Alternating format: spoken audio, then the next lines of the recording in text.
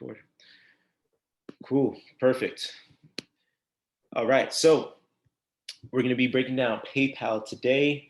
Once again, for those watching later on, my name is Antonio Nesbitt, and we're going to be talking about one of the most prominent names in the fintech space. But we're also going to be looking at it from a perspective that is kind of deeper than what it is and what it kind of portrayed itself to be, especially where the world is going now in the continuously decentralized type of financial payment type of realm, where the lines between consumer and merchant and processing and payment is kind of being blurred. We want to see where PayPal stands in that kind of surge towards making financial services more accessible and easier for people. So a quick disclaimer, not a financial advisor or fiduciary. All of this is for educational purposes only. I'm really just trying to give you an idea of how I look at, first of all, companies in general, what my perspective and my mindset is when looking at companies. But also it's to just give you ideas on what the future may look like, and how you may want to invest to shape that future. But again, this is all just education. This is not advice in any way. Quickly about me, I'm not someone trained in finance. I don't have an MBA of that sorts, but I am educated in different spaces that have allowed me to acquire different skills and habits that have allowed me to become successful at, one, investing, but also sharing how to approach investing that is both easy and accessible for the average retail investor. I have multiple businesses. I'm an entrepreneur who I really don't believe in sacrificing your potential to work for any company, but obviously companies that don't care about you or will gladly to accept your time in exchange for a dollar, right? So I'm not really about exchanging my time for money. So everything that I do is about making my money work for me and restoring communities that have lost wealth and making sure that investing is the norm for people. So before we kind of dive into PayPal, the perspective that I approach any stock that I have interest in investing in,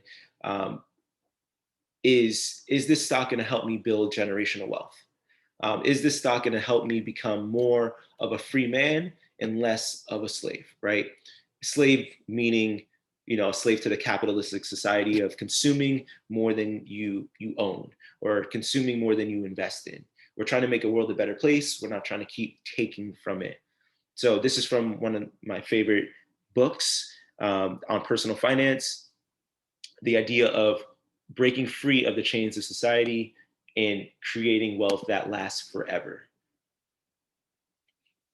Again, before we talk about PayPal specifically, we want to talk about investment strategy. What is it that this company can do for me that separates it from other companies? So there's 3 questions that you should ask yourself before investing in any stock, right? Is this company within my circle of competence? Does this company fit my risk or investment profile? And have I done the research necessary to make decisions about the stock and or the direction of the company? All of this needs to be asked because the market moves on pessimism, optimism, and we want to be sure that psychologically we are prepared for any upturn or downturn within the market that will throw us off of our original thesis, right? So can I talk about the company in a way that is comfortable, and that someone else learning from me can understand it? Do I understand how the company makes money? Can I tell somebody with vigor why I invested? Is this company something that I can live with my money being in? Is it a value company that maybe pays a dividend that is going to be a little bit more regular? Or is it something like a PayPal that is going to move with the market, is going to have a little bit more volatility? And then again, research, research, research, that will help you be a little bit more sound in what you do. Moving into fintech, right? So we can't talk about PayPal without first identifying the space that it resides and understanding how fintech is moving our society, right? So if you're someone who wants to elevate yourself as an investor, you have to start thinking about investing in the future and what the future is going to look like. It's going to look a lot less like traditional banking as we know it, and more so how we are starting to see it, more mobile, more computer-based, more agile, right? So fintech, it's really about technology making things easier, but for businesses and consumers, what it really is doing is making our lives less chaotic and more simplistic. It's allowing us to really make transactions and interactions a lot simpler. And it's communicated in a way that is focused on us. Fintech is a millennial targeted drive, right? It is something that is going to be intertwined in what we do for the foreseeable future, right? When it comes to traditional banking, right, the traditional banking model in terms of the millennial focus is just out of date, right?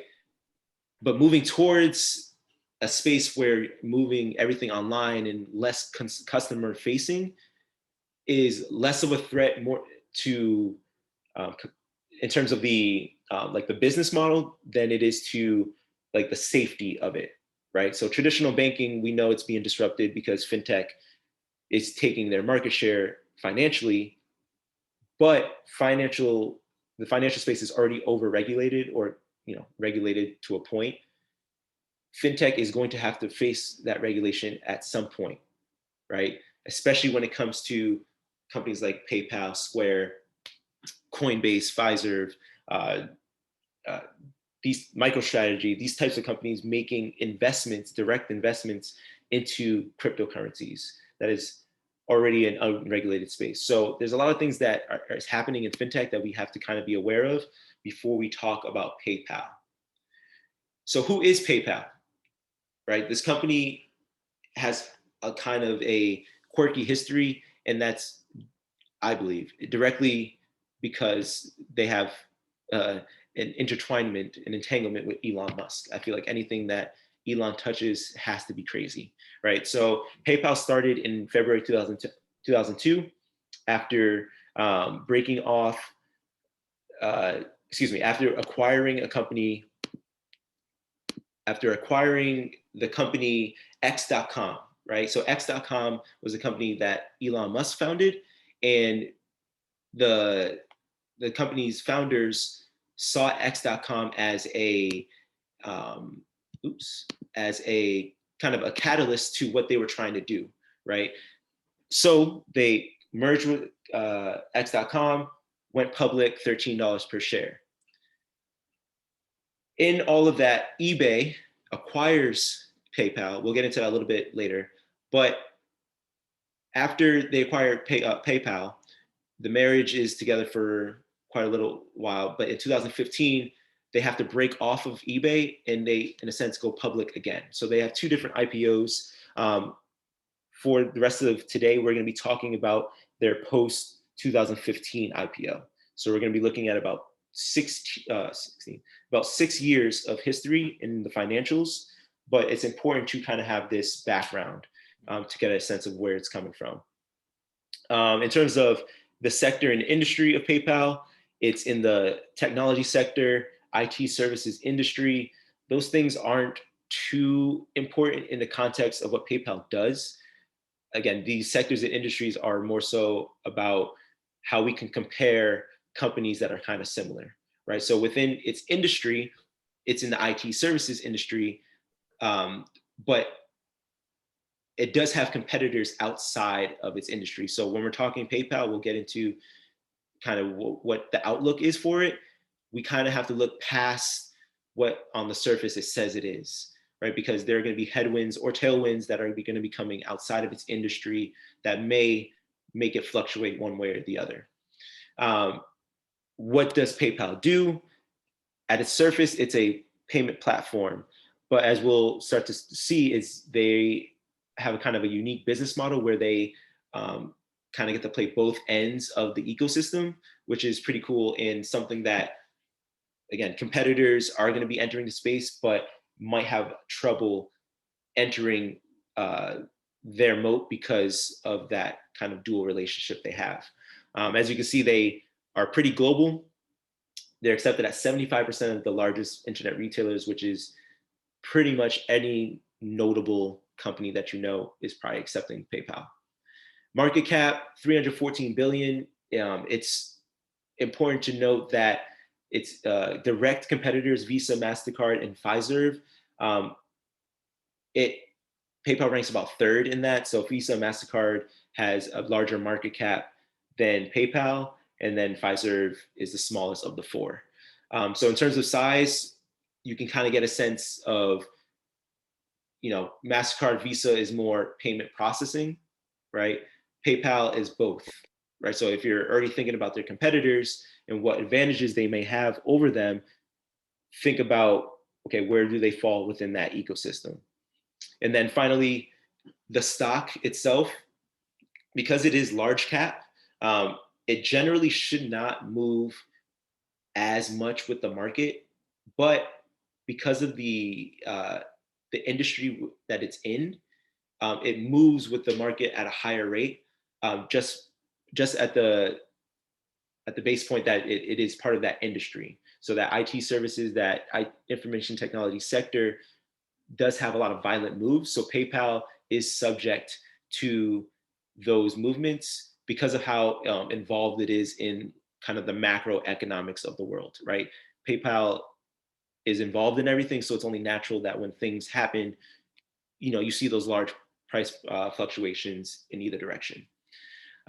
Even with all those fluctuations, it's outperformed the S&P by nearly 90% over the last year. So if you had invested $1,000 in PayPal at its second IPO, right, from 2015 at about $42 a share, now you would have about $6,000. Again, as an investor, we want to know how these companies are going to help us build generational wealth. The best way we can build generational wealth is by using time to our advantage. Time in the market, way better than timing the market. So ideally, if you are the type of investor who likes to buy and hold, PayPal would have made you pretty wealthy. There's a saying about the PayPal millionaires, where at the time of their split from eBay, each share of eBay you got one share of PayPal. On their IPO date, they skyrocketed like 50, 60%, and people were made millionaires instantly, right? So it's the power of the type of stock, but also putting your money behind companies that are continuously going to drive innovation and value. Some key dates within PayPal's history. So again, we're examining the history to kind of get a sense of how the future is going to look, and how their prior moves can kind of give you the blueprint and how their future is going to be shaped. So founded in 1998 by Peter Thiel and Max Levchin. You probably know these guys, probably more so for what they did after PayPal. These two are very big founders, pretty well-known founders, mostly in the financial tech space. But the general idea was to offer something that was low cost, but also effortless. So before PayPal, people had to, how merchants were paid, where it was a customer had to mail a check or a money order through UPS to the business. Imagine your business, is trying to pay its bills, trying to do whatever it's doing, trying to pay its employees, and you have to wait for invoices to come through the mail 3, 4, 5 days, maybe weeks at a time, right? So these guys saw a gap within payment services that would make lives easier. And we all know that in order to have innovation, you need to fix a problem and you need to make lives easier. So they filled the gap. They found huge success early. People on both the merchant side and consumer side loved it, immediately signed up. And at the end of the day, the ease of it is what opened the door, right? all you really needed was your name, your address, your email, and a card information, right? And you can pay for something immediately. In those kind of 3 years in which they had all the success, they're making lives easier. A lot of things are happening because, again, Elon Musk is involved. There's a lot of different things that happened in which management decided to go in a different route. And that started with changing the name, right? We have to get more in line with what we do. So we changed the name. The company then IPOs in 2002. So quick turnaround between, name change to IPO. Let's get more money behind our company. Let's get more name recognition, more brand recognition, and as we'll explore later, more network recognition, more network effect. But what also happened is, since their popularity and because they were a threat, they came out, they acquired so many different users on both sides of the aisle. eBay, which nobody talks about eBay really anymore, but in its heyday was a giant, right? It was a tech giant, and they saw PayPal as kind of like the perfect marriage between, payment processing and a landing page where people can buy and sell product, right? So it seemed like a perfect marriage. They acquired PayPal for $1.5 billion. They keep on going for the next, I believe it's like about 13 years. What's the math on that? Yeah, 13 years that they were together. PayPal reaches 100 million end users accounts only 4 years after they IPO'd and were acquired, right? That's huge growth, super fast. So that means they really, really filled the gap. And because PayPal is innovative and they were backed by a lot of brilliant minds, they decided, hey, let's continue into a space that is going to keep people using our product, but also making it easier to access our product. So they rolled out PayPal Mobile in 2006, which happened to coincide with the iPhone, the initial iPhones. So again, starting to think a little bit about how the past has shaped the future. Now you're on your iPhone, any type of shopping that you're doing, at checkout, you see PayPal, right? So things have evolved and you see how intertwined PayPal is. 2013, PayPal acquires Braintree Systems, which owned Venmo at the time. Venmo still operates as its own entity, but we talk about Venmo a little bit later in this conversation, so I don't want to harp on it too much here. But they only acquired it for $800 million, which is important to understand later on. Due to kind of some activism and kind of some jealousy at the end of the day. I don't want to say too much jealousy, because a lot of it came down to the practices of the board and the leadership. eBay was too powerful, having PayPal at its helm or as part of its revenue stream.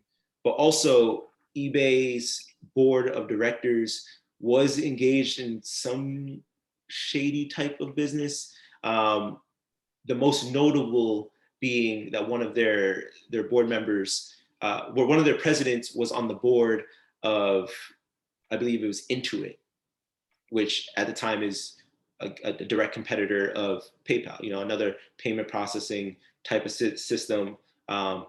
So at the end of the day, it's optics. You want to do what's best for your shareholders, and you want your shareholders to feel as though they're being put first. So under public pressure, they were forced to split.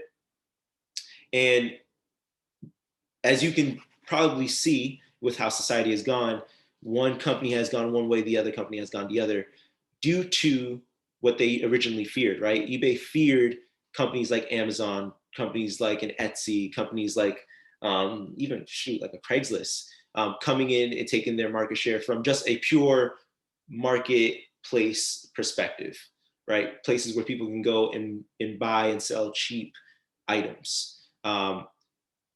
They were no longer getting that funnel from PayPal. So as you can see, eBay has kind of gone one way, PayPal has gone another. PayPal has been savvy in their global acquisitions. They've most recently acquired the original Zoom, right? So this really plays a part in what the mission of PayPal is, and that is to be a globally recognized, globally used entity on both the payment, consumer, and the processing merchant side, right? And acquisitions like Zoom will allow them to do that. Another thing I look at when it comes to identifying a company that is something that I want to put on my watch list, or a company that I want to look further into investing in, is what is their leadership looking like? And not just like who's at the helm, but what are the moves that they're making that is going to keep the company growing and innovative? So when I look at the history of companies, I try to make links between products that they've introduced and or concepts or routes that they've taken since bringing on said person. I want to highlight 4 people on PayPal's leadership team that I think are really driving their current revenues and where they are going as a company. First, foremost, their president and CEO. He had prior experience at American Express, Virgin Mobile, and AT&T. Why is this important? They launched. They are trying to become more and more integrated within the computer, the mobile space, right? So bring in someone who, one, has experience in financial services, but also in the mobile space, right? Bring in someone who knows what they're doing. Mark Brito, the chief product officer, right?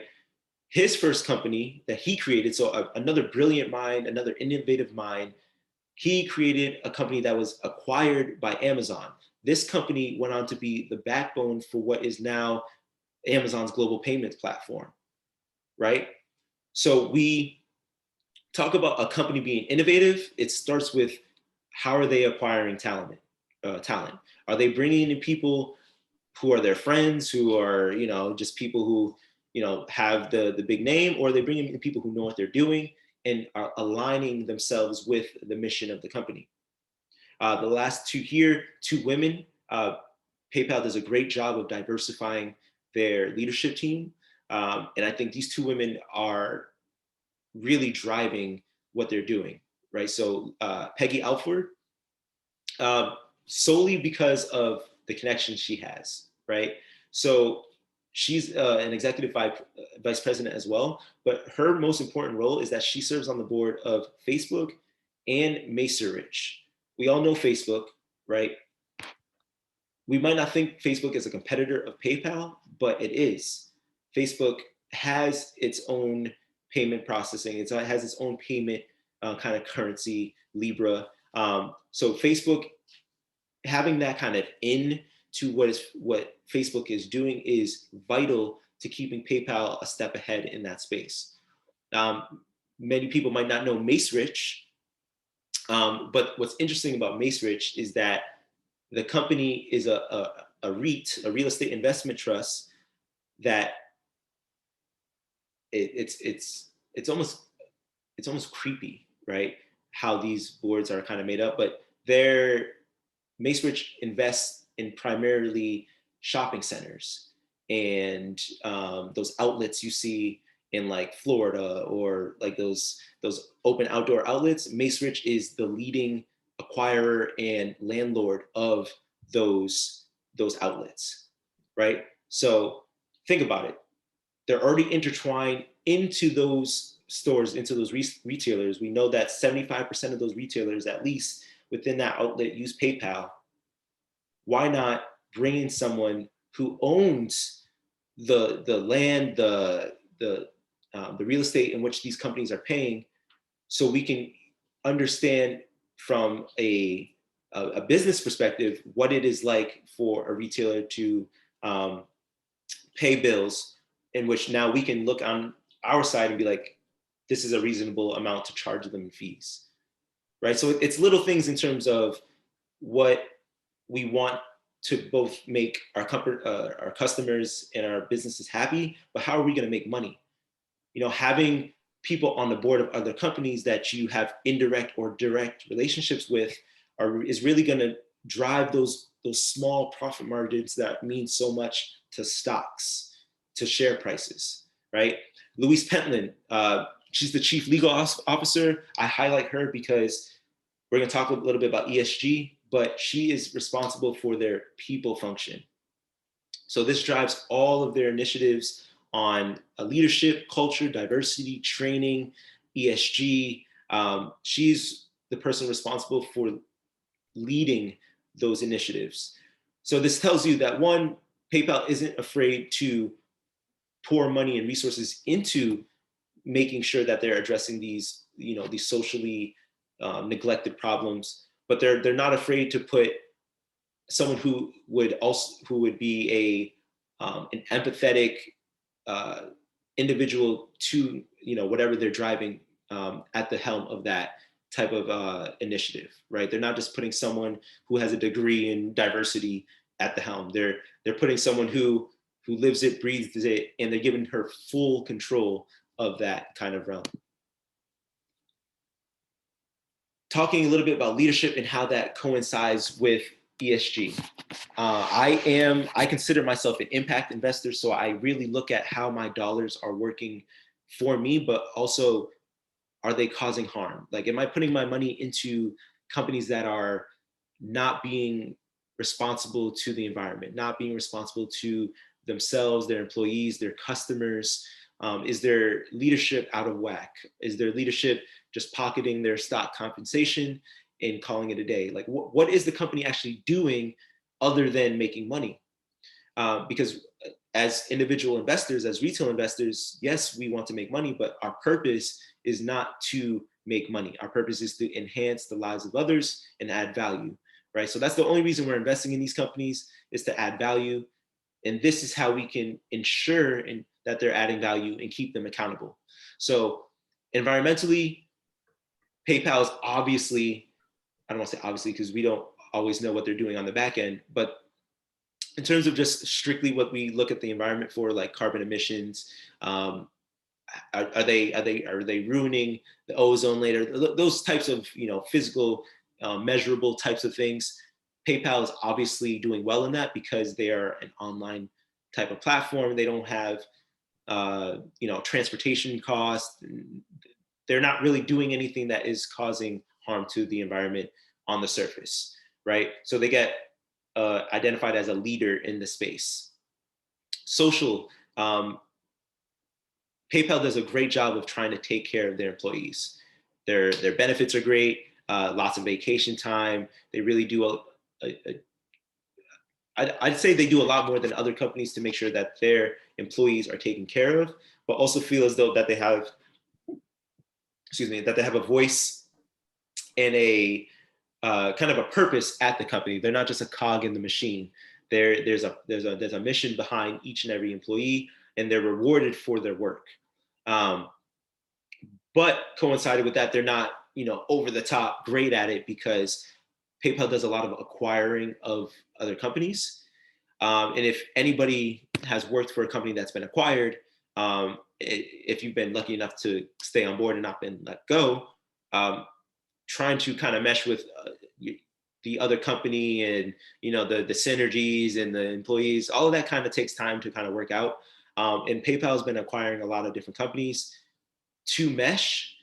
So there is a concern that employees, at some point might just feel like, I'm just a number here. Governance, I want to give them a lot more credit here than MSCI. So this is where a lot of these ratings are coming from. MSCI, their ESG department rates these companies. They rate PayPal as average, but I love the fact that they have a decentralized approach to ESG as a whole, meaning the company sees ESG as a company-wide effort. It's not a few people just making decisions on what they should be doing. They're really taking perspectives from the ground up, from everybody within the chain, to really make themselves the pioneer, at least within the fintech space, in trying to lead a great ship. So I think their leadership does a great job on that.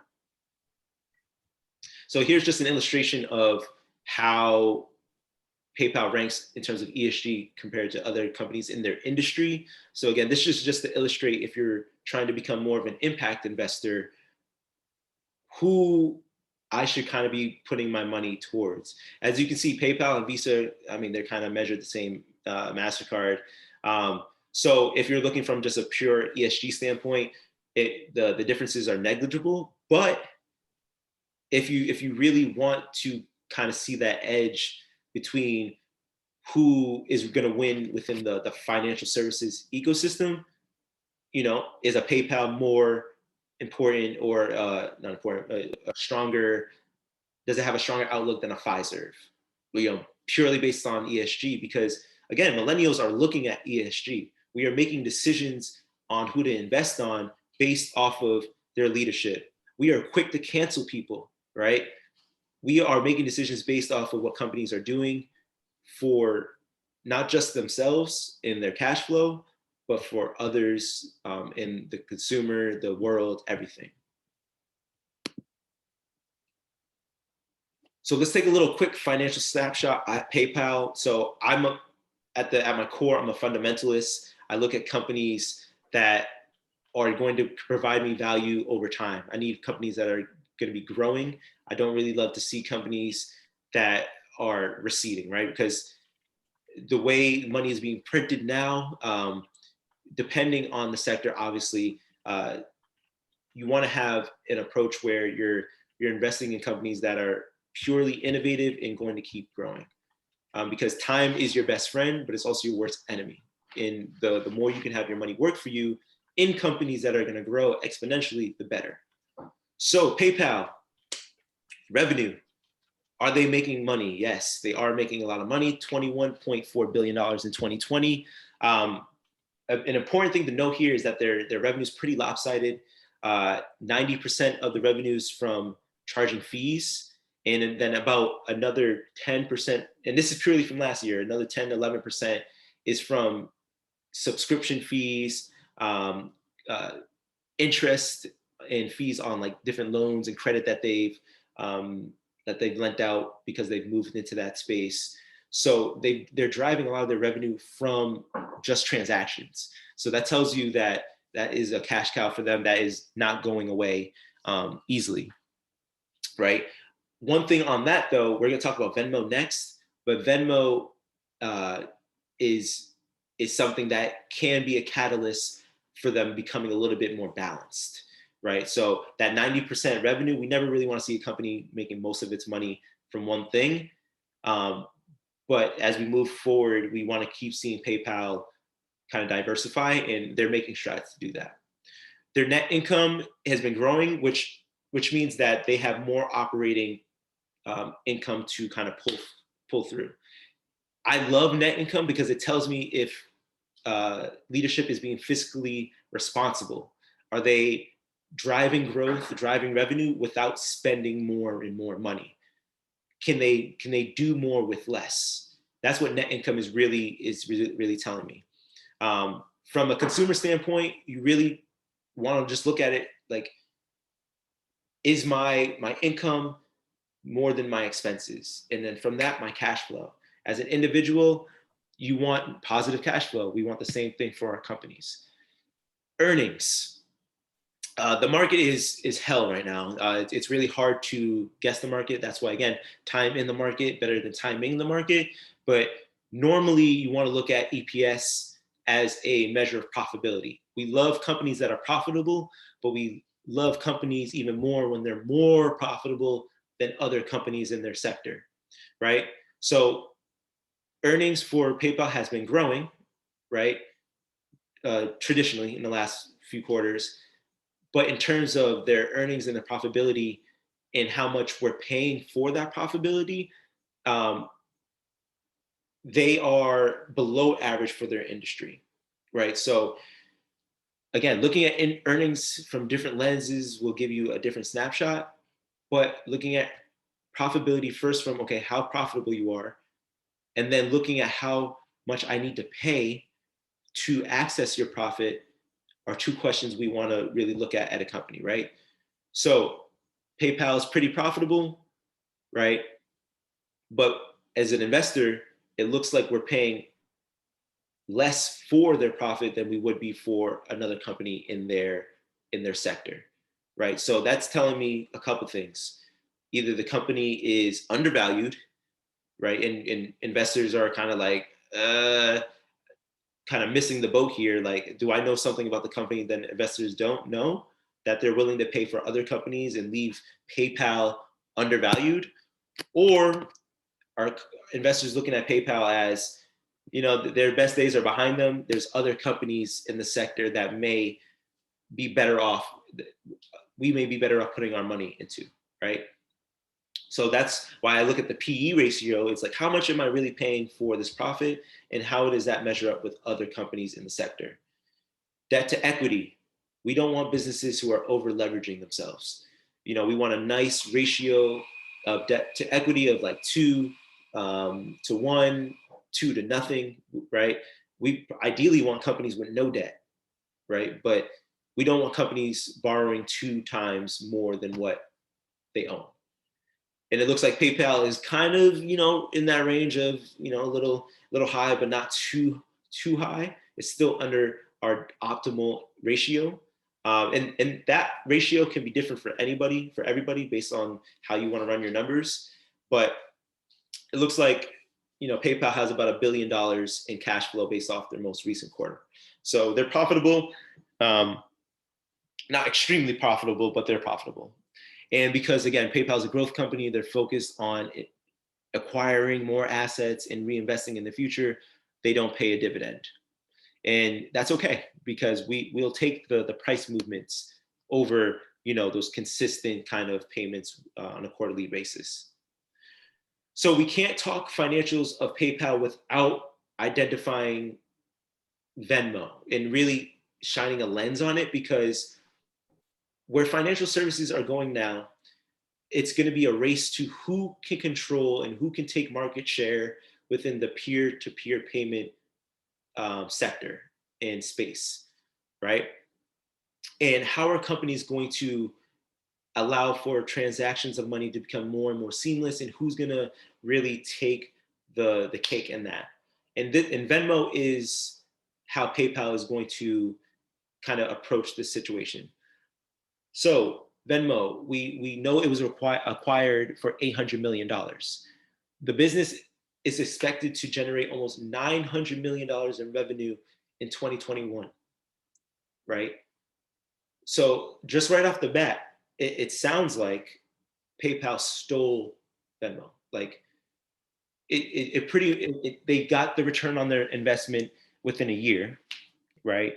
And now they're expecting to take share from their biggest revenue driver, which is transaction fees, and it's going to account for nearly 4% of their total. So we can already see from just a few years, Venmo has already made a huge difference for PayPal's financial ecosystem in what they do, right? The company in 2020, which was obviously a year of extenuating circumstances, had a payment volume of over 160 billion, almost a 60% rise from 2019, right? So this tells you, as this pandemic, either goes down or goes up, whatever the numbers may be, we're living in a new age, right? We're going closer and closer to a mobile age where if I owe you money, I'm sorry, Venmo's easier, right? It just is, right? Or Cash App, or whatever the peer-to-peer payment system is, that's how it's going to be. How many of you probably pay your landlord via Venmo? It's one of those things that is nearly intertwined in our society already. Another thing to think about is the untapped potential of Venmo. An estimated 30% of small business owners haven't even heard about it. It's true. I've talked to a few people who haven't heard of Venmo, who have had a Cash App but not a Venmo, or it's really a thing where businesses are either ignorant to Venmo, or they prefer something else, right? But more often than not, it's because they haven't heard of it, and it hasn't come across their radar yet. Another thing to point out is, again, PayPal and the fintech industry itself is more, you know, to call it what it is, it's more focused on the 18 to 34-year-old, the person who is young, knows technology, knows how to navigate an app, knows how to navigate a screen, doesn't need to worry about fonts, knows how to navigate things quickly, right? That's who ultimately is going to inherit all the money from the boomers, right?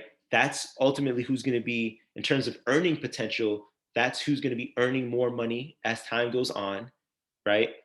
And that's ultimately the market that's going to be spending more, right? So we have to cater to our demographic, and PayPal is doing a great job by using Venmo, which, let's not forget, has a social media aspect to it, right? To cater to the needs of an 18 to 34-year-old, right? And let's not forget the news that came out yesterday. Venmo is now allowing buying, selling, and holding of cryptocurrency on the app. Now, PayPal itself has been allowing this since about, I believe it was October. We'll get into a little bit on how they're kind of late to the party. Cash App has been allowing buying and selling and holding the crypto for a long time now. But the fact that Venmo is now on board with that is a game changer, right? Venmo is now becoming an all access platform, right? PayPal now has something in its system where it can claim you from all sides: consumer, business, investor. Now we're talking about moats that can be impenetrable, right? Quick question for everyone. Do you guys on here use Venmo, and do you guys use Cash App? It's a good question. I personally use Venmo, but I was curious if what the sentiment was in this group. Honestly, I only heard about Venmo like like less than 2 years ago. I Okay. did not know until my coworker mentioned it to me, and I was like, we were doing a baby shower in the office, and she's like, "You can just Venmo me the money." I'm like, "What? Okay. Yeah, like Who's Venmo?" Yeah. yeah. Okay, that's cool. Um, I yeah, think sorry. that's fascinating. That's really interesting. It's cool that it's in the last 2 years it's kind of picking up. I look at PayPal back in the eBay days that you mentioned, Antonio, and I feel like folks, younger crowds, like, it's PayPal, ew, like that's eBay, right? Like that's old.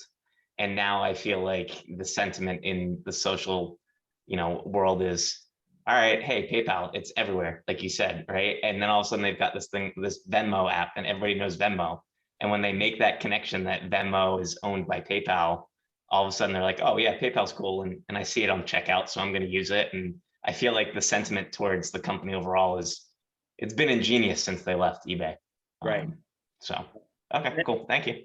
No, that's a great point too, that PayPal on the surface is kind of boring. Like when you think of PayPal, it's like whenever you see PayPal at checkout, like, no, let me just put my credit card in.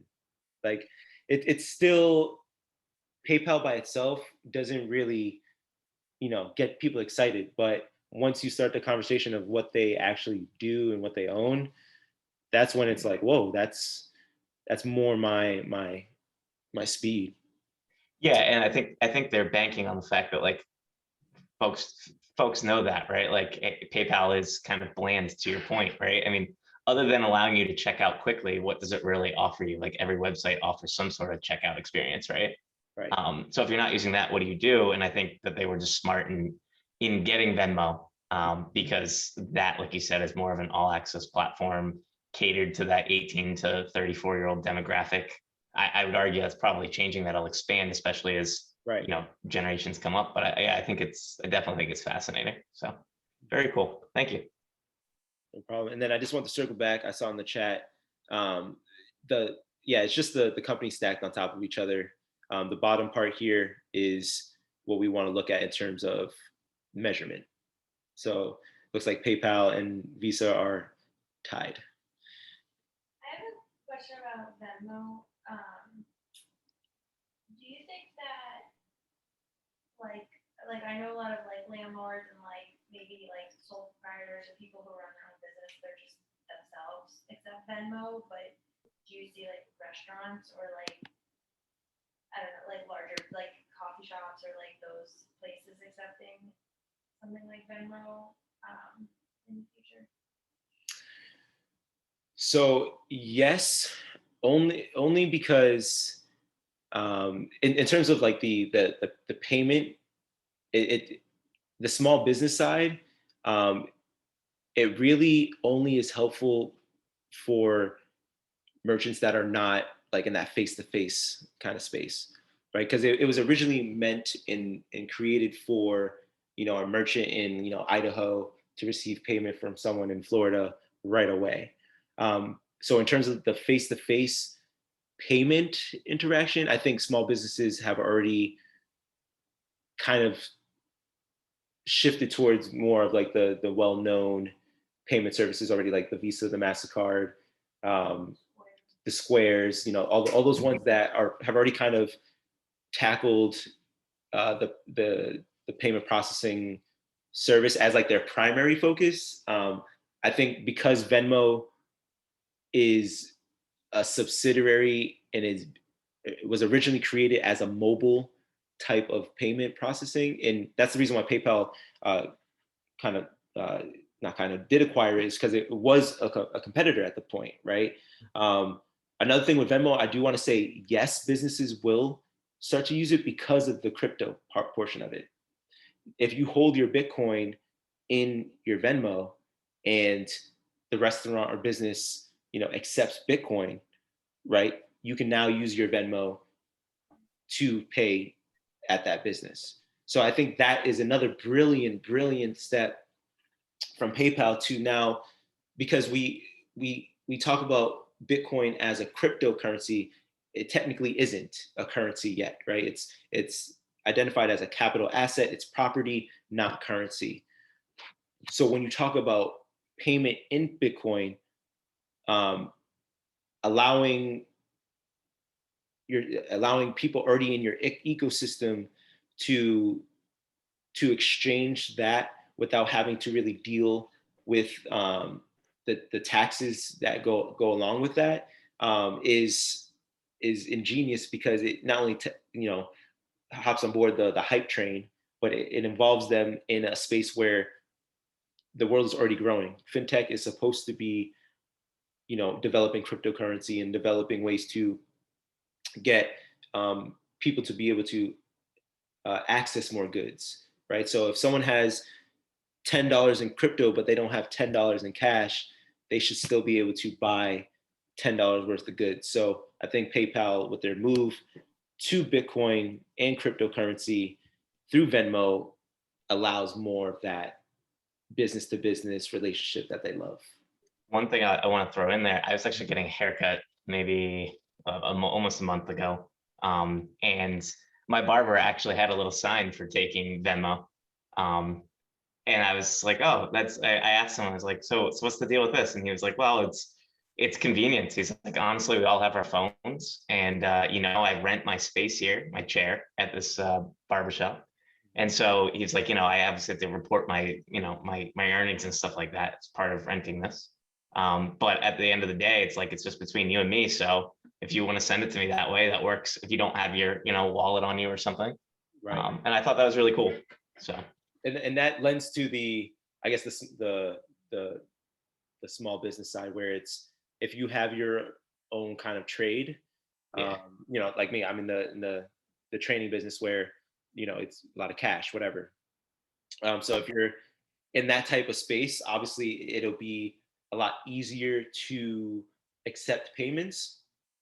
But if you're if you're an actual business, and you're taking payments on Venmo, come tax time, it may not be as. And I'll also say this: Venmo has come out with a business account, where it makes my point that I'm about to make kind of moot, but it literally just came out, so it'll take a while for people to adopt it. But in a normal Venmo, come tax time, you would have to go into your Venmo and kind of align your expenses and what you've spent. And with the business account now, it really outlines what your fees were, how much you spent, and it kind of gives you that end of year report that it's easier for tax reporting. So I think that's going to help the barber or the fitness trainer or the nail salon lady who's taking Venmo on their taxes. Moving on into Bulls versus Bears. Bulls, Bears, both of them make money. Just have a plan. Don't be a pig and don't get slaughtered on the way. All right. You can make money buying, selling. You just have to have a plan. So the bull case for PayPal. All right. Here are 3 reasons why you may want to consider buying and or holding if you're already in it. Full disclosure, I do not have any position in PayPal. This is all just from my objective look at what I've seen in the fintech space, but also what I've seen throughout the company, right? So bull case, leadership, their leadership is outstanding, all right?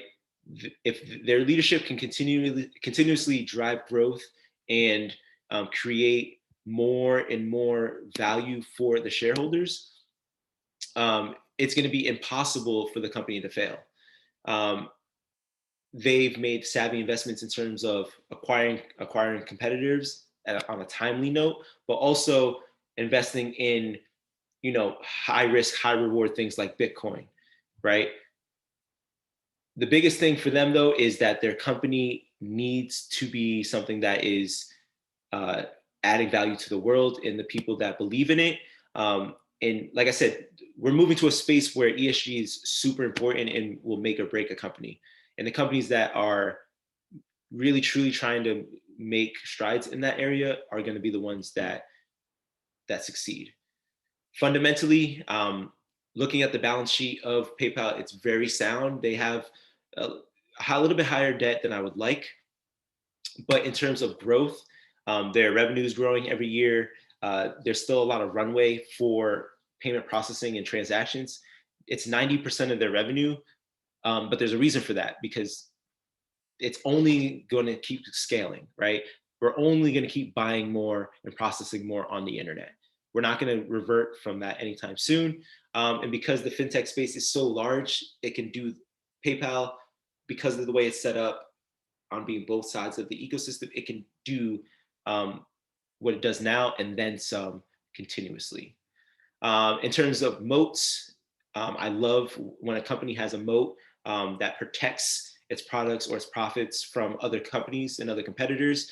And when you don't have a moat, you just buy other companies, right? So PayPal has a narrow moat. It really only comes down to their network effect. Their network effect is purely based on the fact that they were there first. They filled the gap that needed to be filled, and now they have first mover advantage. And because of how they approach their global expansion and how they want to intertwine with all parts of the payment process, so both sides, business, consumer, they're really telling themselves that we don't want anybody kind of trespassing on our territory when it comes to people coming to a payment platform to get things done. It's narrow only because they have other companies that are quickly approaching, that are just as savvy within a space. Hindsight being that they're really trying to copy the model of PayPal. So their moat is narrow, but it's only declining because companies are copying them at a high rate.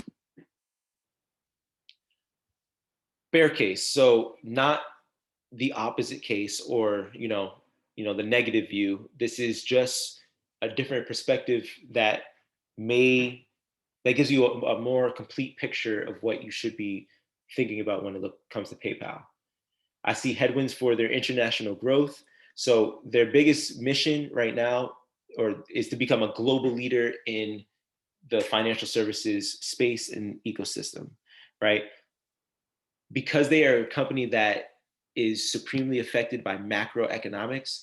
So money and finance is happening on large scale. They need to be intertwined with as many governments, countries, retailers as possible, because when one market is doing bad, you need another market to kind of hedge, right? So you can't be all, you know, concentrated in one sector. So they want to expand internationally, and the biggest place to expand right now is China, right? Those emerging markets in Asia are the biggest place where they can expand, and China is very, very, very, very, very selective on who they want in and out their country, working in and out their country. And you've seen this with Tesla. We talked about this last week, with, you know, being able to get market share in their cars. Same thing with PayPal. I've lived in China, and I can tell you for a fact that nobody's using PayPal. Alipay and WeChat are the Venmo and, you know, Cash App of China. So they would much rather use locally grown, just like we would, right? Made in the USA, made in China, right? They would much rather use something that they can control and that they know, to kind of shut out PayPal. Um, when it comes to acquiring new companies and new anything, you have to learn the software, you have to learn the ins and outs, and most importantly, you have to integrate that into what you already do. So in any case, this is for a hacker, this is prime. PayPal is the prime company that you want to be targeting when it comes to hacking, because there's so much information out there that PayPal has to control, on both the merchant and the consumer side. So emails, addresses, bank account information. Hackers have and continuously will be able to hack into PayPal's network, because they're just so big. It's really hard to keep all that data safe. So as a consumer, you want to weigh that. As an investor, you want to understand that that's part of the risk analysis, right? It's not a, you know, end all be all, but if you are someone who is, as an investor, concerned about data privacy, you know, you might not like that PayPal continuously leaves themselves open to that type of breach. And then finally, for this bear case, the competition for PayPal is fierce on both sides of the alley. Because of the way they are set up, because they have first mover advantage, because they already have entrenched themselves on both sides of the aisle, other companies are playing catch up. However, companies have already shown that they can be more innovative faster than them. Case in point being Square with Cash App, where Cash App is bringing in way more money, way more users, than, maybe not way more users, but in terms of scale, Cash App has more opportunities than a Venmo. They got to Bitcoin first. So PayPal still needs to keep their foot on the pedal when it comes to trying to kind of separate themselves when it comes to payment processing, because this is just on the processing side, right? We just had a company named Coinbase go public. Coinbase is a cryptocurrency exchange, but what people are kind of overseeing is that Coinbase is also a payment platform, right? Whenever you buy crypto on their platform, you're paying a transaction fee, right? Just like PayPal. So it's feasible that companies like Coinbase that are payment platforms can take market share from a PayPal, in terms of just conducting business on the platform, right?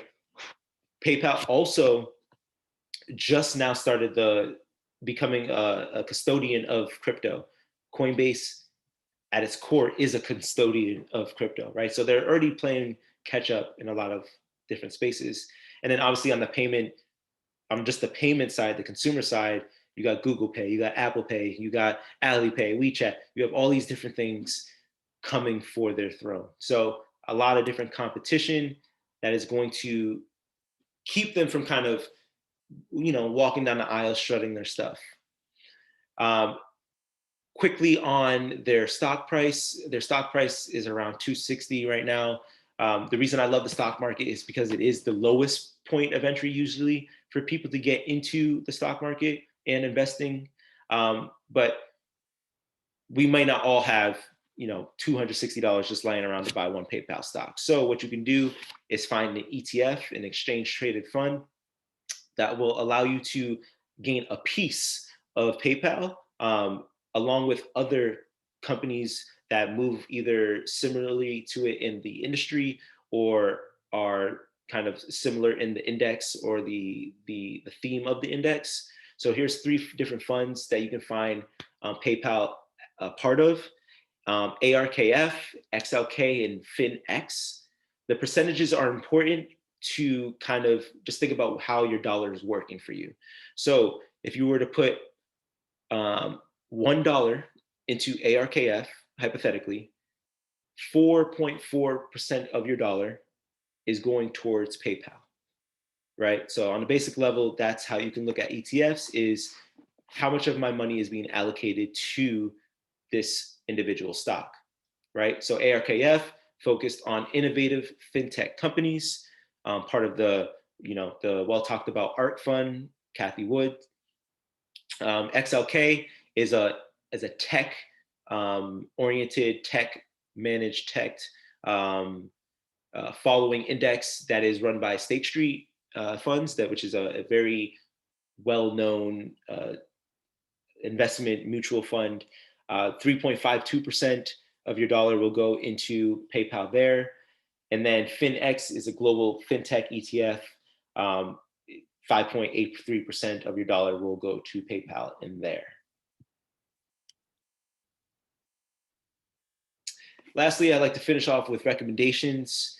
If you've been on the last other 2 breakdowns, you know that these recommendations are primed to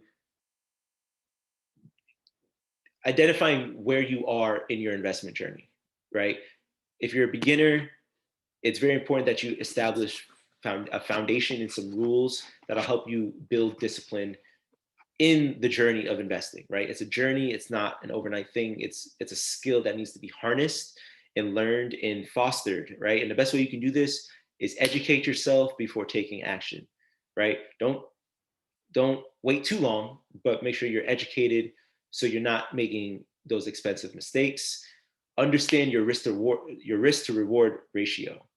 No one's going to care more about your money than you will, right? So you should understand exactly how much you stand to make when you're putting your money up in an investment, all right? So educate yourself and understand your risk tolerance, right? So you can understand how much you can afford to put out there so you can sleep better at night. Pick a strategy and stick to it. There are multiple ways you can, build wealth, generational wealth, because that's what it's about. But whatever you do, just stick with it. Don't let the changing in the psychology of the market, the sentiment of the market, random news that comes out about a PayPal. Vet your sources. Be sound in your thesis. Be sound in your research. Be sound in the idea that you don't need to be an expert in order to make money, right? Be sound in that. Stick to that. And then finally, start now, right? The worst thing you can do is wait and wait and wait. Let time work for you. Compound interest is your best friend. It allows you to buy back time. And if you need support or help or guidance in any other things regarding investing, not just the stock market. Again, I love the stock market because it's an easy point of entry for most folks. But again, I offer financial literacy in wide array of things that you haven't been taught or you want to learn more about, you're just too afraid to ask. So if you have any questions, definitely reach out via email, hit me up, DM me, whatever you want to do. But for now, I just open up for any questions or comments. Really informative. Thank you, Antonio. I like the perspective. I think from not knowing kind of what this presentation was about, not having been to one, I like that it's, to your point, it's more than just like reading a balance sheet or reviewing some analyst call. Right. I think it's really, really thorough, and I appreciate you kind of taking the time to put it together and invite me to it. Thank you. I appreciate you taking the time. Again, this is all again practice for me too, because I love doing this. I love breaking down companies and just understanding how the world is going to work, and not just trying to be a part of it. I really want to dive into and understand how investments it can really be, groundbreaking and life changing. So thank you again for joining. This was stock breakdown 3 of 3. So I'm going to move more towards other topics. So probably more, stock market topics, dividend, whatever, but more general topics that will get more of a conversation going. But I really want to give people a chance to understand 3 companies that we see a lot of, but we really don't understand a lot of the ins and outs. So yeah, anything else, guys? I just had a realization on this call. Someone brought it up when we were kind of chatting before, but like, I'm on a website and the option is to log into my PayPal or put in my credit card information. I always put in my credit card information, Mm-hmm. and I don't know why that is. So, but like, I also know that when Venmo first came out, I was like, I'm not getting that. Like, I don't know what, like, very early, like years ago, but people would say like, oh, just Venmo me, and I was like, they're gonna steal my information. Like, I was so hesitant, and Right. now it's just like so normal. But I do wonder why I'm like, and maybe this is a personal thing, but like I don't ever log into my PayPal. I only do that if it's the only option to pay. Yeah, that's interesting. I'm actually the polar opposite. If I can use PayPal, I do. And the reason being is primarily, it's actually the security that you mentioned is I worked for an e-commerce company, so I worked for Wayfair, so I know kind of how some of this works from like a website perspective.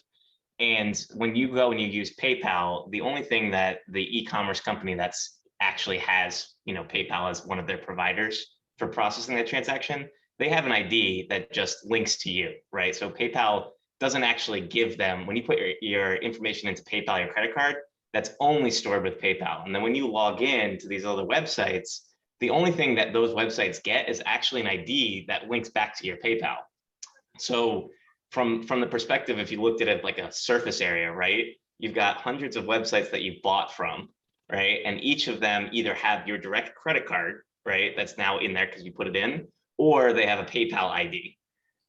If they just have the PayPal ID, that's great, but they now need to go break into PayPal, the bank, right? The flip side of that is PayPal, to Antonio's point, is extremely susceptible to being a target, right, for hacking. When you break PayPal, you just gained access to, I don't know how many millions of users have stored it in there, but you gained access to a lot of credit cards, right? And so from my perspective, that's the main reason. And then it was the convenience factor. Just for me, they came out with this feature that's like recognize your device for PayPal. So now I don't even have to put those credentials in. It just goes and says, oh, you're logging into PayPal from your phone. You've already trusted this phone, so you're all set. And then it moves back to the cart, and I proceed to get my receipt or whatever. But I agree with that. I use PayPal a lot. Like I love PayPal. I use PayPal for just about everything. And I also like how there's companies like Klarna, Affirm. Is it Affirm? I can't remember. yeah, Where firm. Yeah. yeah. So PayPal does the same thing now, basically, where they they offer you to make payments like over a course of like 4 payments, like every 2 weeks, like those other companies. Whereas the other ones, when you try to log out, check out with say it's an online business, and you go through Klarna or Affirm, you have to actually get like approved and do all of that stuff. Whereas PayPal, you don't have to do that. If Right. you basically have a reputation with PayPal, and they're like, okay, here, you can have 4 interest-free payments. We're just going to split it up in 4 payments. Cool. That's So actually, you brought up a great point too for that. Like I that whole buy now, pay later Yeah. sector or feature. Mm-hmm. Yeah, I can And see a lot how. of young people like that option, having their payments, broken up rather than, taking that lump sum. So, Yeah. yeah. That's really, that's actually really, I didn't even think about that from like the Klarna and the other spot where you have to like each time. I think that's a big convenience play, right? Like you Yep. said, reputation with Yep. PayPal, and then you're done. So that makes it more of, like Antonio was saying, like that one-stop shop for, their mission of being all Exactly. things. So And I can tell you with the PayPal, it does make you spend more, because then too, for me, like right. sometimes like I'm not gonna lie, I'm an online shopper, and I will be like in my bed like early morning, like on Instagram or whatever, and I see these boutiques, and like, hey, I want to buy this. And then this has happened to me where I literally had the stuff in my cart, went to checkout, and they did not give me the option for PayPal. And I was like, I am not getting out my bed to go get my credit card to put it in there. We So are the same person. I I was 100% like, I'm agree. not buying this. I have abandoned my cart in multiple websites and just been like, I will try and find another one that's selling the same thing, even if it's 30 more cents, because I'm not getting out of my bed too. I'm I like, I totally don't know agree. I've been there. if to contribute that to laziness, but I was like, I'm not getting out my bed to go get this credit card. So Oh I don't yeah, I really need mean, this. but it's convenience, right? I mean, if Yeah. my thought is like if PayPal's offering that, right, and to me that's part of the value of a consumer. I'm already gonna have to, I'm already paying for something, right? I'm opening up Yeah. my wallet. If I can do it without frustration or ease and a little bit extra security, right? When the token thing that I mentioned, then why not? And I've gotten to the point where, if we were back in 2010, 2013, like PayPal wasn't nearly as accepted as it is now. Now, quite literally, especially in the pandemic, I feel like every website I go to almost has it. And those ones that don't, I'm with you. I'm just like, forget it. I can't do this. I'm just not. And then I feel like the ease with, like, I have a friend of mine who actually yesterday she just launched her online boutique. So her website and everything went live yesterday. But of course, being her close friend, I had like kind of first dibs. And she was like, well, I can't really, route you through the website. So basically she just sent me an invoice, emailed me an invoice, and I paid it through PayPal. Nice. Yeah. So That's awesome. they definitely have the edge with that. Yeah, I think definitely there's good case for it, and there's definitely the bear case for it. I found it really fascinating. Just kind of how much this fintech space is really eating into like our everyday lives, just of like, whether you have Venmo and Cash App. There does seem like there's going to be a point where there's a lot and there's only so many that can win. What do you think, Antonio? You know what I mean? Like, Yeah. I tried Cash App, and then it was almost like a network thing where I was like, oh, not many of my friends in my circle were on it. So I was like, okay, I'll do this Venmo thing, and that's it. So now I'm in that circle, and that's that. Right. And it's funny because I do have a Cash App, and I opened the Cash App only like to send payments through. Yeah. And I've only received one payment through Cash App. I can tell you now, it's probably been in there for like 6-7 months. I got $17 in there, and I don't know how to take it out. It won't let me take it out. Oh man, that's frustrating. The user interface on Cash App it can be a lot. Yeah, I'm like, you know what? You can buy stocks on Cash App. Like there's just too much you can really do.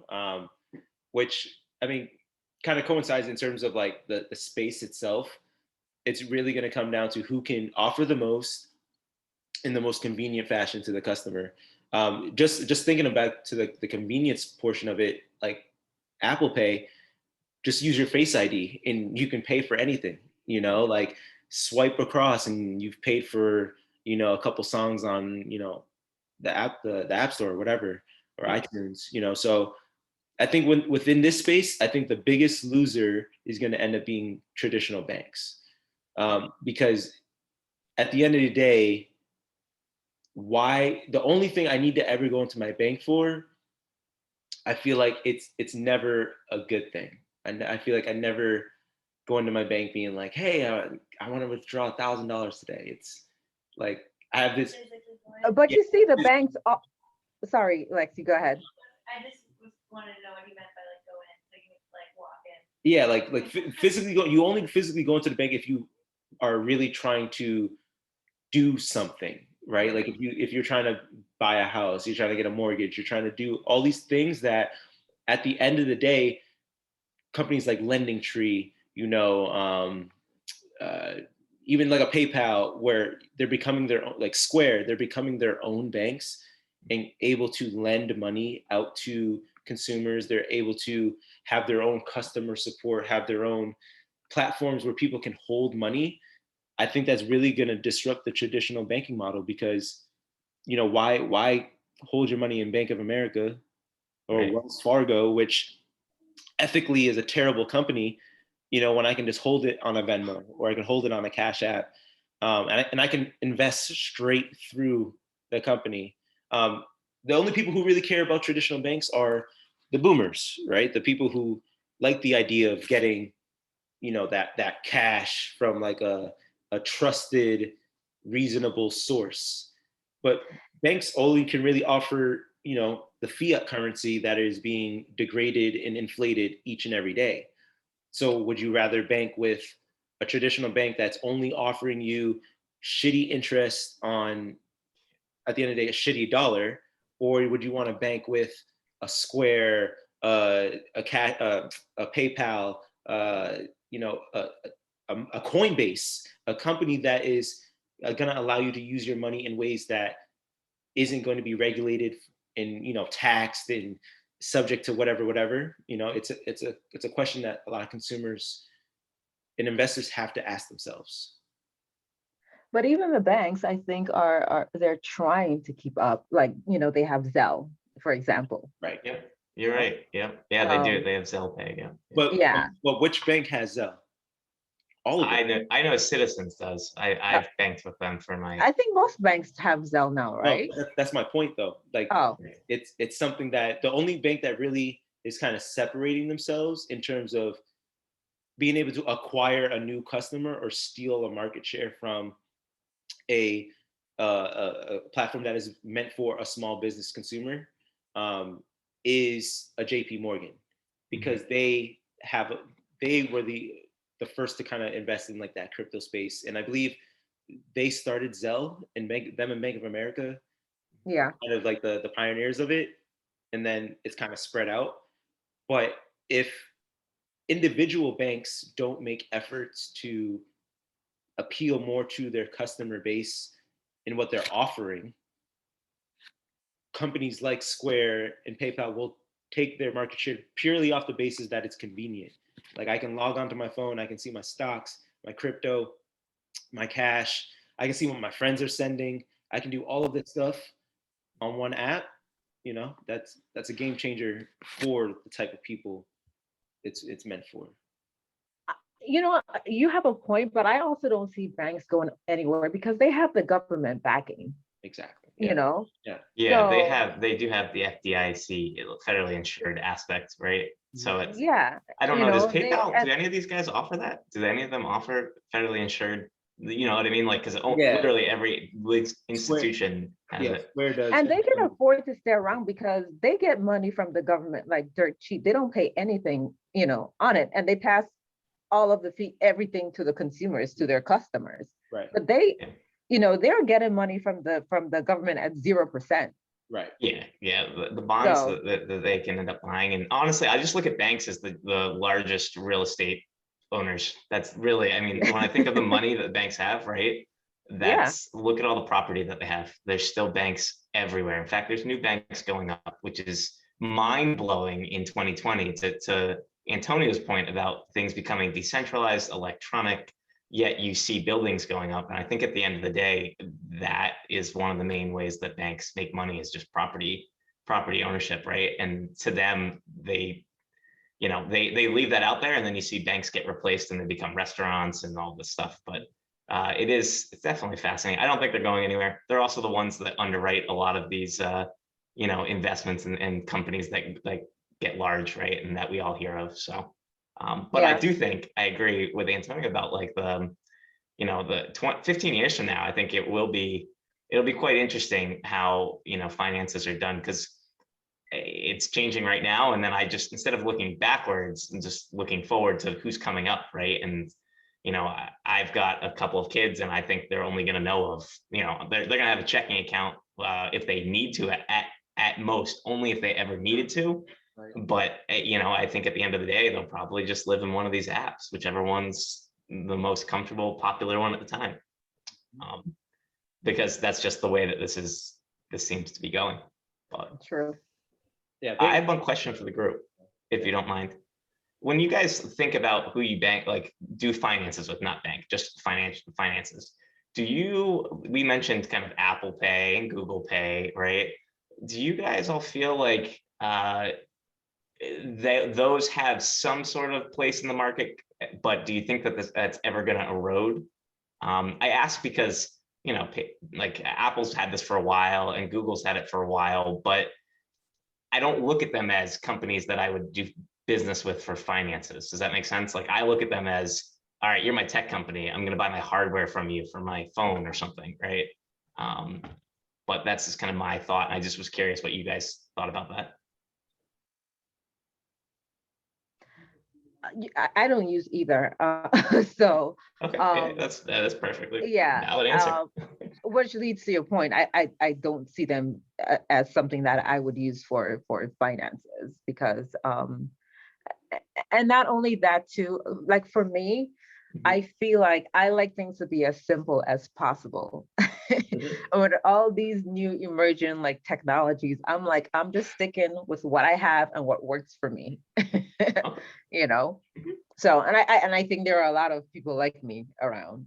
You know, there Yeah, are people who absolutely. are curious to try every new technology that comes on board, but I'm just like, you know, Yeah, I'm a that sticker saying, with. if there's one person feeling that way, there's probably someone else, right? We say that Yeah. with asking questions. That makes total sense. No, I And then appreciate your too, insight. I feel like the less people that have my information, the better. Yeah, yeah. That's a safety thing for sure. I can get behind that. Yeah. But, That like Apple is trying to get us to like, I could barely hear you, Lexi.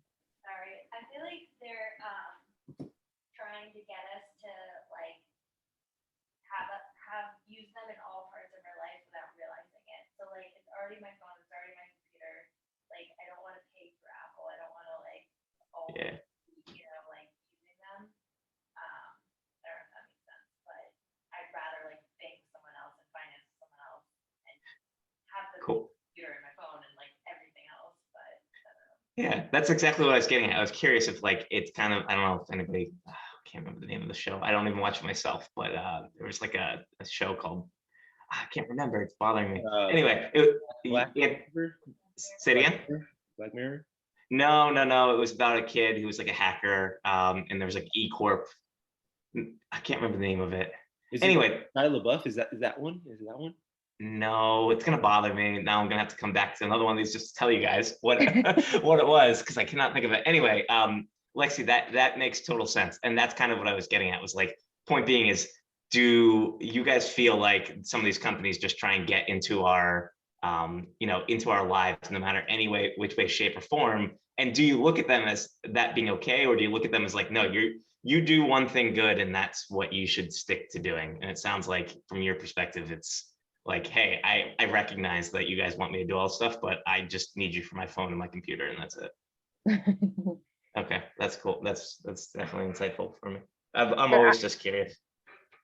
From the company's perspective, it's really just about, from the consumer side, it's like if you have a Google phone, you're probably using Google Pay. Like Right. you're using whoever's network you're already in. But from a company perspective, what else can these companies do? Like these companies are already billion-dollar, multi-billion-dollar companies. Yeah. What else can they do to be innovative, right? Like you see Apple and Microsoft getting into the healthcare space now. Yep. You know, Apple, They have to, right? They have There's to. so much pressure for them to do that, to return value to people like us yeah, and larger institutions. They're scrambling to find the next iPhone, right? For Apple. And That level of idea. I mean, not like in the phone, but you get right. it.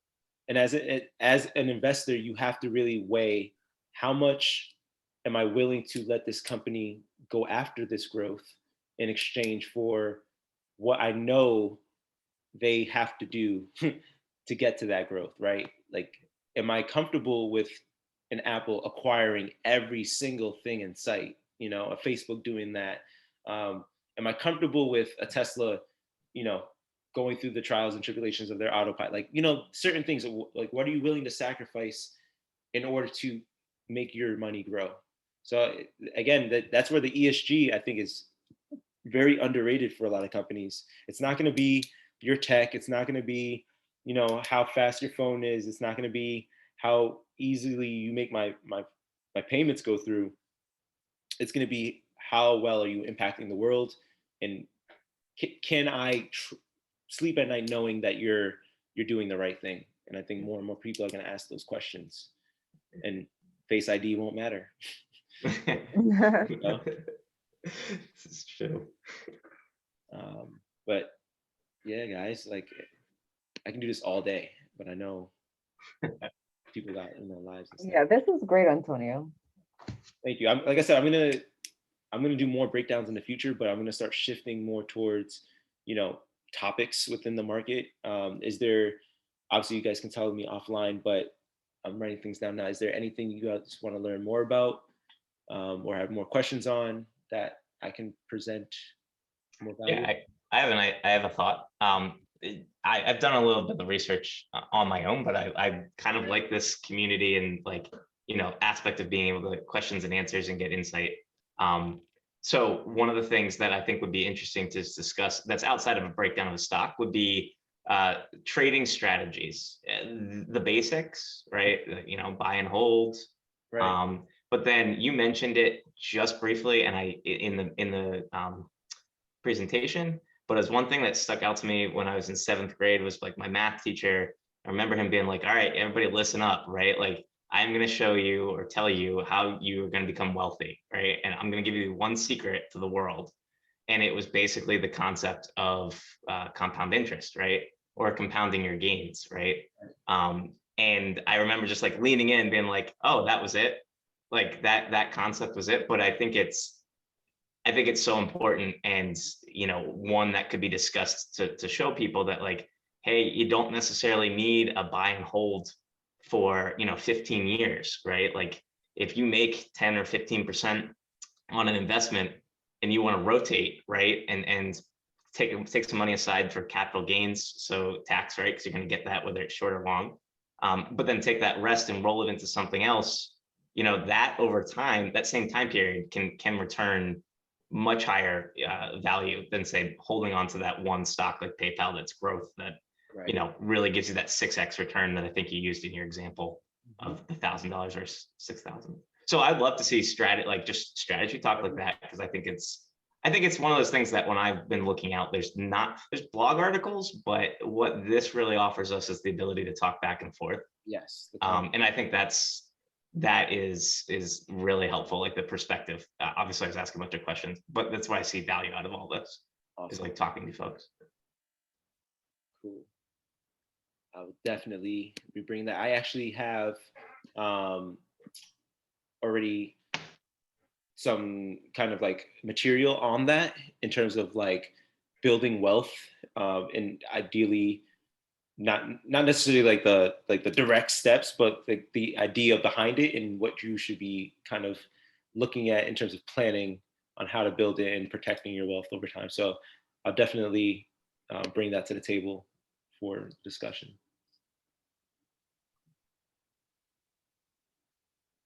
Anything else? Have you ever thought of doing like I feel like if you're on the surface, and I love the depth of this conversation, right, and the slide deck, but on the surface, maybe it's too kind of much for folks to care about. But like one of the things that I've always found is like kind of one of those mysteries of the world is you look at a graph, right, and a lot of websites have it, but a lot of folks don't necessarily know, including myself. Like I only know a few of the indicators, like what they actually mean, how to read the Japanese candlesticks. When we talk about financial literacy, this may be too tactical, but I think it's an area where, I don't know, maybe I've looked at the graphs and been like, oh, I zoomed it out, I zoomed it in. What's this, MACD and all of these other right. filters. So maybe not going too deep into those, but maybe pick one or two. I would say like simple moving average or something. You know what? That's great, because like I've looked at those graphs and I get really intimidated, and I'm just like, okay. Exactly. I think I'm a smart person, but it makes me feel really dumb when I look at that. Like it intimidates me. Just quickly on the indicators, because the biggest thing with that is not to like have like a overstimulus of indicators. Like Right. don't pile on indicators so at the end of the day your graph looks like a coloring book. Like I always say, master one or two indicators and always do that. Like Yeah. it goes back to this point here where it's pick a strategy and stick to it, right? You don't need 18 different indicators to tell you that a stock is going in one direction or if a company is good or not, right? So I'll definitely have a class. I think probably on trading strategies and indicators. But I'm starting to kind of feel as though I want to take people on a little bit of a journey where I think we have to kind of cater, or I say we, but me, I have to cater to the newer investor, but also intersect some of that savviness that really seasons the investor over time. So I'm thinking we can have a fundamentals course or class, and then a technicals course where we talk about indicators. So one where we're talking about the financials of the company, like we basically break down the company and how to break it down, but then indicators if you want to look at stock and companies at a more time-based process. Yeah, trends are I think are just something that most casual investors, I know when I was first getting into, trying to educate myself on some of this stuff, was just like, all right, like how do I know if this is the time to buy, right? Like maybe those basic questions. Am I getting a stock may be growth and it may be, overpriced in terms of some of these measures that you've showed up on the screen before. But when somebody says that slang term like buy the dip, right? What does that actually mean, right? To like, but help people like understand what that means and like, well, when is the dip no longer a dip, right? And when has it, gone back? And so I don't know. I just think it'd be fascinating to do that, because I think the biggest thing that I'm seeing kind of here, and I like having attended, is just the education. The knowledge is power, right? It's an intimidating area that I heard some, is it Opal? Is that how you pronounce your name? Yeah. Yeah. What Opal said was like, hey, it can be intimidating. I absolutely echo that 1,000%. So on that journey of like, here's how you kind of get started with enough of then getting into a bit more seasons is probably really, really helpful. And you know what? I really enjoy how you do break down the stock, Antonio, because I think it's very helpful to know how to go about to research a company, what to look at when you're researching these companies, because a lot of times, like me myself, I will look at like MSNBC and be like, oh, okay, but by the time it's on MSNBC, that you're too late anyway, right? Right. You're You're never too to- late, but you're already in the hype. Yeah, exactly. Exactly. So It's reactionary. Yeah. Cool. I think this is great, and thank you again. Thank you guys for joining, because I tell people this all the time. You don't know what you don't know, and I'd rather create content that is specific and cater to what people want. So anything that you guys think of, obviously off the call, for sure. But I'm going to take this into perspective, and I'll probably keep the stock. I'll keep the stock breakdowns happening, but I'll probably do them in threes.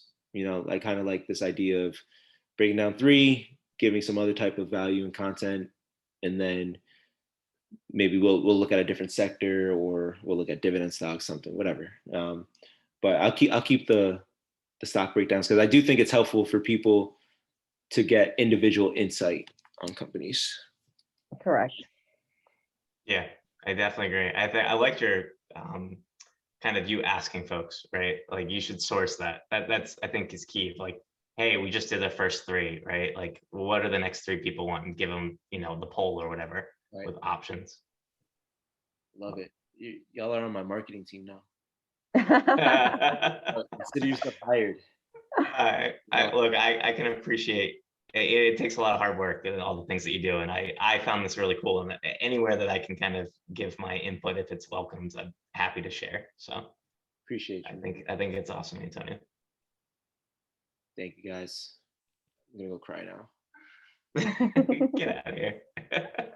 But yeah, I'm gonna shut it down, close it up. But again, feel free to hit me up anytime. You all can have access to me.